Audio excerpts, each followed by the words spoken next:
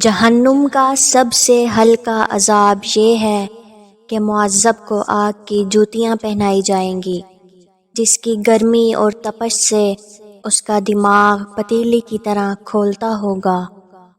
وہ یہ سمجھے گا کہ سب سے زیادہ عذاب مجھی پر ہے۔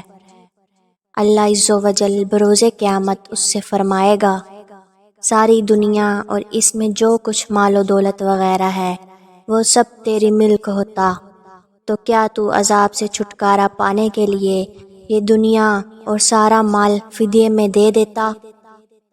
تو وہ چلا اٹھے گا، ہاں سارا مال و دولت دے دوں گا، اگر کہیں یہ آگ کی جوتیاں میرے پاؤں سے نکلتی ہوں، بس کسی طرح اس عذاب سے مجھے چھٹکارا مل جائے۔